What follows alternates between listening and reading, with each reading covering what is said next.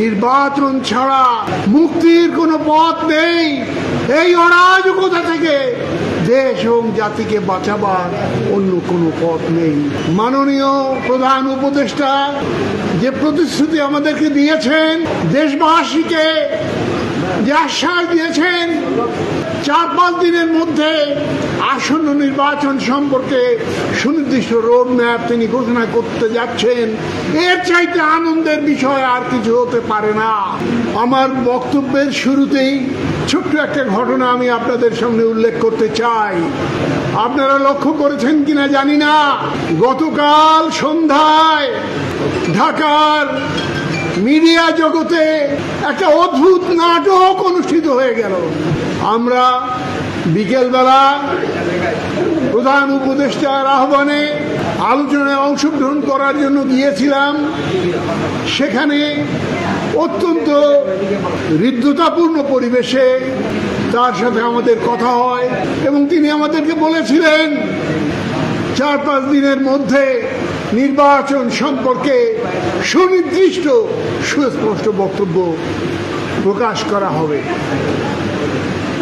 আমি 12 দলীয় জোটের পক্ষ থেকে ওই বৈঠকের পরে প্রেস ব্রিফিংয়ে এসে সাংবাদিক বন্ধুগণের উদ্দেশ্যে বললাম যে মাননীয় প্রধান উপদেষ্টা যে প্রতিশ্রুতি আমাদেরকে দিয়েছেন, দেশবাসীকে যে আশ্বাস দিয়েছেন 4-5 দিনের মধ্যে আসন্ন নির্বাচন সম্পর্কে সুনির্দিষ্ট রোড ম্যাপ তিনি ঘোষণা করতে যাচ্ছেন, এর চাইতে আনন্দের বিষয় আর কিছু হতে পারে না।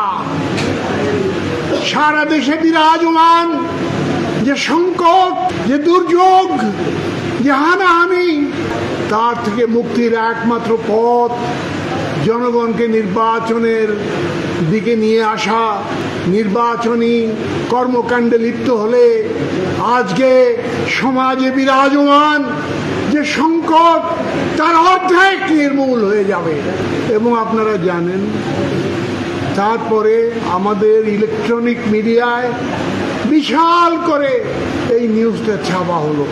কিন্তু কি আশ্চর্যের বিষয়, মাত্র 3 ঘন্টা পরে সেই নিউজ ব্ল্যাক আউট করা হলো।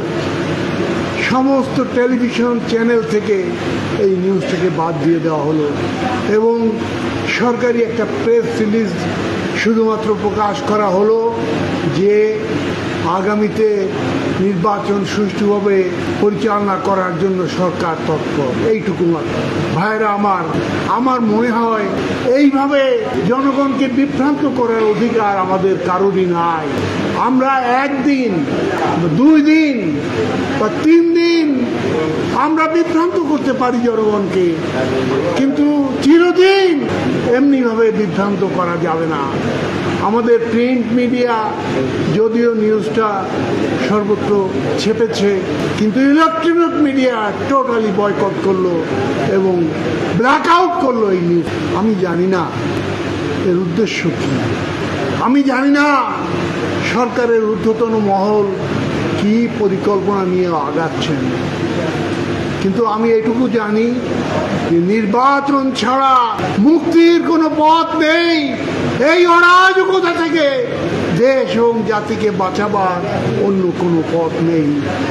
ভাইয়েরা আমার, আজকে এই জুলাই বিপ্লবের স্মরণে আমরা যারা এখানে একত্রিত হয়েছি, তাদের কাছে আমার বক্তব্য, 1 বছর আগে যে ঐক্য আমরা সূচনা করেছিলাম, সেই ঐক্যকে পথভ্রষ্ট করার জন্য নানান ষড়যন্ত্র শুরু হয়েছে বিভিন্ন মহল থেকে।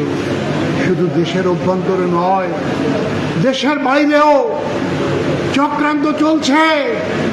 দিল্লিতে বসে ষড়যন্ত্র হচ্ছে, ওয়াশিংটনে বসে ষড়যন্ত্র হচ্ছে। আমাদের দেশের গণতন্ত্রের অগ্রযাত্রাকে ব্যাহত করার ষড়যন্ত্র শুরু হয়ে গিয়েছে। আজকে তাই এই জুলাই বিপ্লবের স্মরণ দিবসে আমি আমার বক্তব্য দীর্ঘায়িত করব না, শুধু একটা কথা বলে আমি শেষ করতে চাই। 1 বছর আগে যে ঐক্য আমরা গড়ে তুলেছিলাম তা নিঃশেষ হয়ে যায় নাই। ওই ষড়যন্ত্রে কোনো কাজ হবে না। আবার আমরা ঐক্যবদ্ধভাবে আমাদের গণতান্ত্রিক অধিকার প্রতিষ্ঠার লড়াইয়ে মাঠে নামবো, এই অঙ্গীকার করে আপনাদের কাছে বিদায় নিচ্ছি।